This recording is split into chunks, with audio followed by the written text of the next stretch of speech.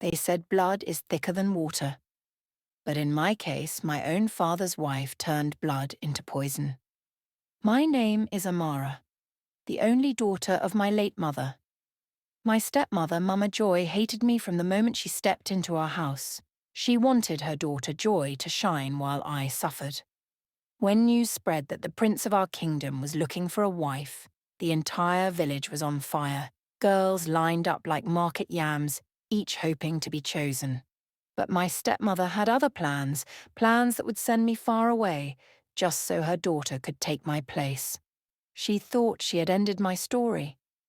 But what she didn't know was that God writes better than any stepmother's wicked pen. The cock crowed 3 times before the sun rose above the hills of Umuize village. Amara, a little girl with big bright eyes, hurried to fetch water from the clay pot. She was only 8 years old, yet her small hands already carried the weight of duties bigger than her age. Her mother had died when she was just 5. The memory was faint, her mother's soft singing voice, the way she plaited her hair under the mango tree, the smell of fresh okra soup simmering in the clay pot. All of it now felt like a dream swallowed by the red earth, where her mother was buried behind their compound. Her father, Mazi Okafor, loved her, but grief had turned him into a quiet man. He worked on his farm from sunrise till sunset, and in the evenings he often sat staring into space, his thoughts far away. Sometimes Amara would sit by his side and hold his hand, but the silence between them always felt heavy. The women at the stream began to talk. Papa Amara cannot stay like this forever. Who will cook for him? Who will care for his child? Soon their whispers became louder than the rustle of palm leaves. And then, one rainy season, Mama Joy entered their lives. Mama Joy was a woman with sharp eyes and a heavy voice. She came carrying her daughter Joy, a plump girl about Amara's age. From the moment they arrived, the compound felt different. The smell of new palm oil stew filled the air, but so did the sting of harsh words. At first, Amara was excited. Finally, I will have a sister to play with, she thought. She even gave Joy her favourite calabash cup, the one her late mother had used to serve her pap.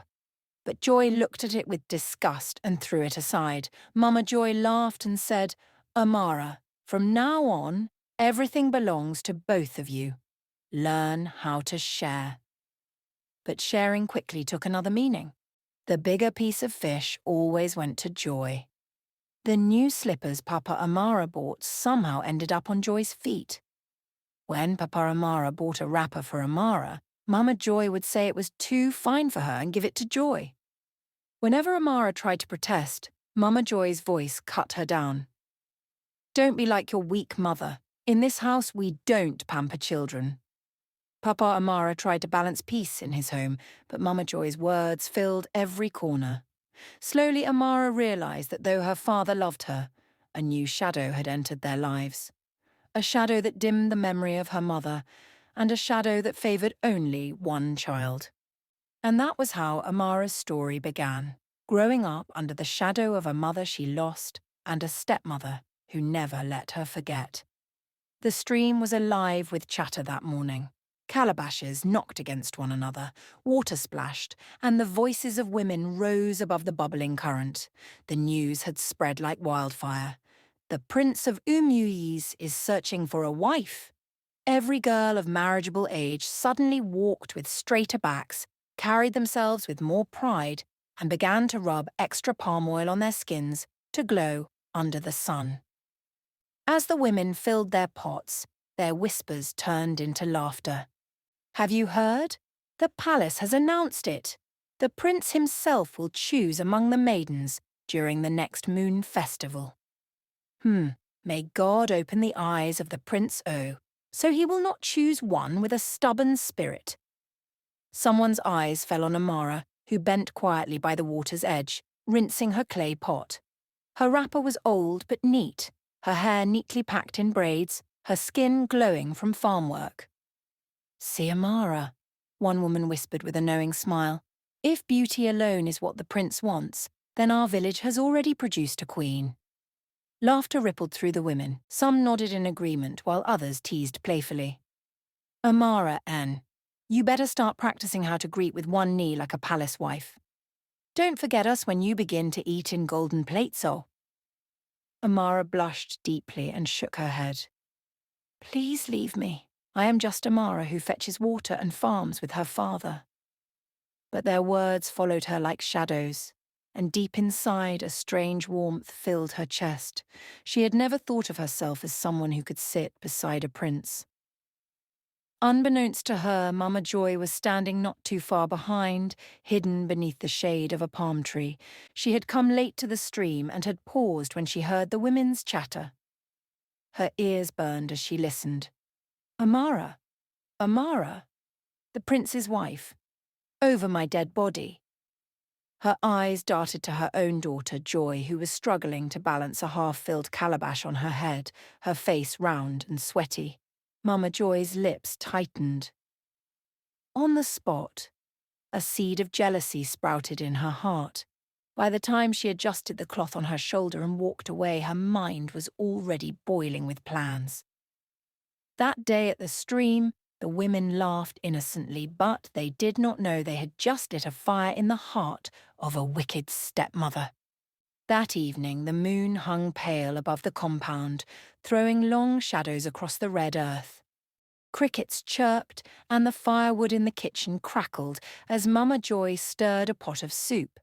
But her mind was not on the food, it was on the gossip she had heard at the stream.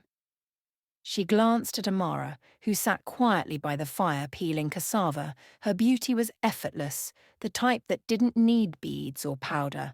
That was exactly the problem. Mama Joy's lips twisted. This girl must not outshine my own daughter. Later that night, when Papa Amara sat on a wooden stool outside sipping palm wine after a long day on the farm, Mama Joy joined him. She lowered her voice and began to sow her poisonous seeds. Papa Amara, she said with a heavy sigh, this your daughter is becoming a problem. Papa Amara frowned, surprised. Amara, what has she done? Mama Joy rolled her eyes dramatically. Don't you see how stubborn she is? She does not respect me. When I tell her to do something, she drags her feet. And in the village, people are already saying she is too forward, too proud. Papa Amara shifted uncomfortably. He knew his daughter. Amara was quiet, humble, and hard-working. But Mama Joy's voice carried the weight of a wife who demanded to be heard.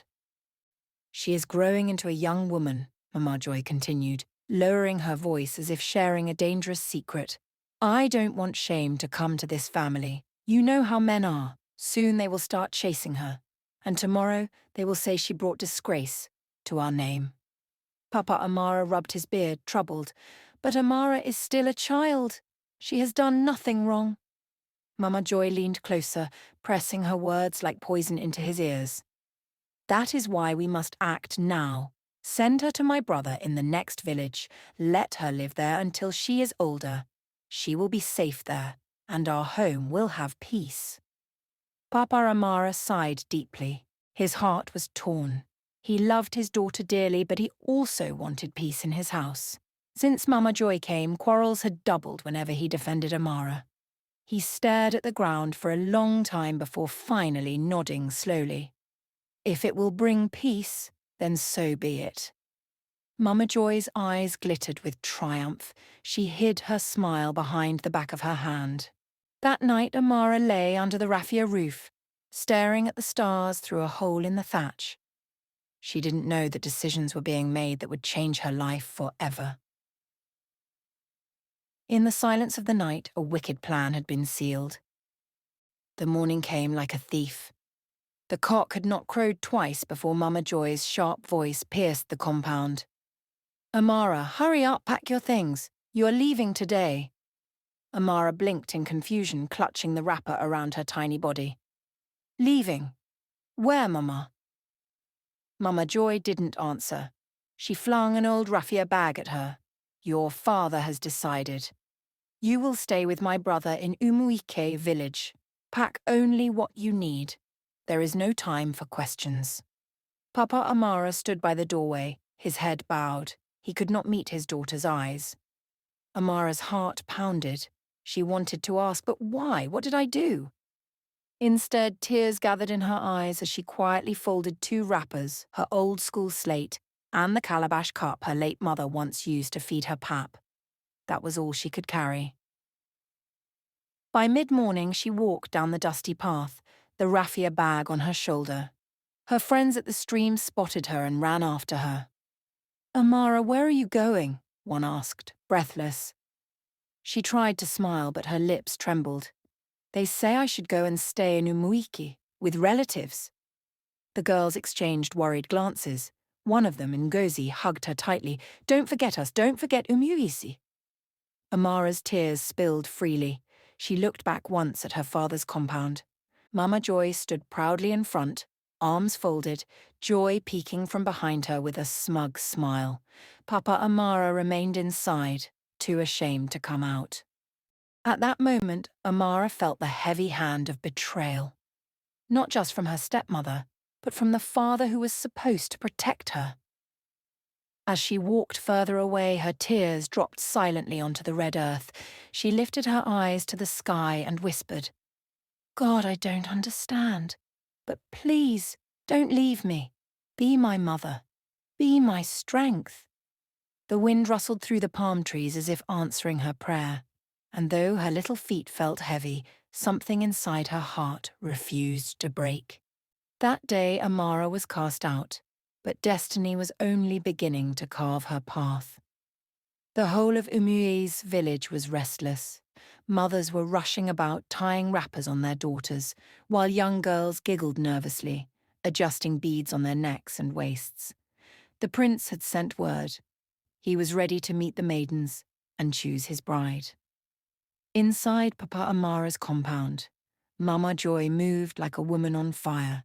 She brought out her hidden treasures, thick coral beads, a shiny anklet, and her best George wrapper, which she had kept for years. "Stand still, Joy," she barked, smearing fresh palm kernel oil across her daughter's skin until it glistened like water under the sun. "Ah, see how your body is shining. The prince will not look at any other maiden once his eyes land on you." Joy preened before a cracked mirror, adjusting her beads. "Mama, you worry too much. Have you seen me? Look at my hips, look at my face. The prince will not resist me. I was born for this." Mama Joy clapped her hands in pride. "Ehen, that is my child. Forget that, Amara, she is gone. This throne is yours." When the maidens gathered in the square, their bodies glittering with camwood and palm oil, beads jingling against their waists. Mothers whispered prayers under their breath, each hoping their daughter would be chosen. The atmosphere was like a festival.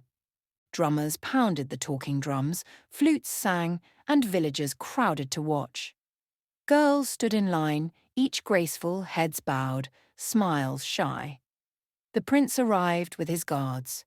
Tall, handsome, his agbada white, like moonlight, his red cap sitting proudly on his head.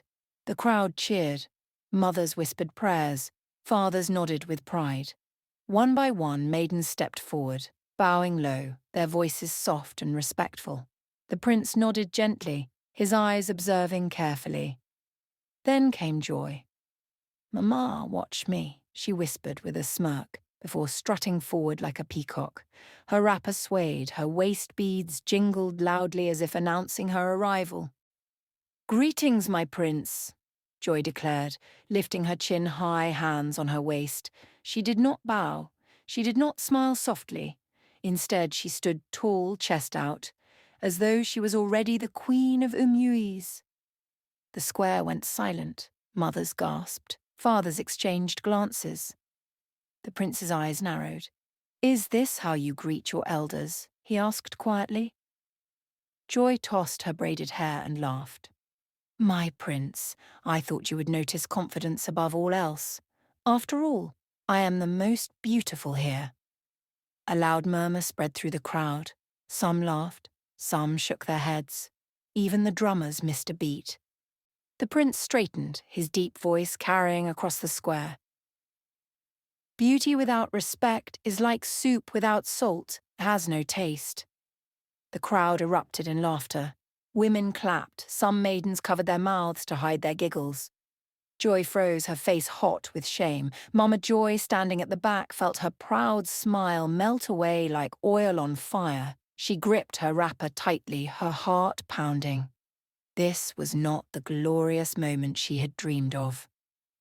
But fate was not done weaving its web. The village square grew quiet after Joy's embarrassment. The drums slowed, the maidens shifted nervously, and the crowd waited for the prince's decision. The prince continued watching the line of maidens. Beautiful faces, shining skin, graceful movements, yet his heart remained unmoved. He leaned slightly toward his chief guard. "Have you noticed? The one I am looking for is not here." The guard frowned. "My prince, are you sure all the maidens of Umuiz are present?" The prince shook his head. His mind drifted back to a quiet morning at the stream weeks ago. He had disguised himself as a common hunter, walking along the bush path when he saw her. A slender girl with a simple wrapper tied across her chest, laughing gently with her friends as she fetched water. She wasn't adorned with beads, nor did she wear the richest wrapper. Yet her humility, her laughter, the way she offered to help an older woman carry her calabash, it had stayed in his heart. That girl was Amara. Now, as he sat on the royal stool in the village square scanning the rows of painted faces, he knew something was wrong. She wasn't there. He turned sharply to the elders. "Elders of Umuiz," he said, his deep voice commanding silence, "there is one maiden missing, the one with quiet eyes and a humble heart. Where is she?" The elders exchanged puzzled looks. "My prince, all maidens of the village were summoned. None should be missing." But the prince shook his head. His voice grew firm. "No, there is one missing. I saw her not long ago at the stream. She was different, humble, gentle. She carried herself with grace without knowing it. She gave water to an old woman before filling her own calabash. That kind of heart cannot be hidden. Where is she?" Whispers rippled through the crowd. Some women gasped. Others leaned close, murmuring Amara's name. "Could it be Amara?" one woman whispered. "But Papa Okafor's daughter was sent away." "Yes, Mama Joy drove her out," another added, lowering her voice. "Something about her being stubborn." Mama Joy's heart nearly stopped.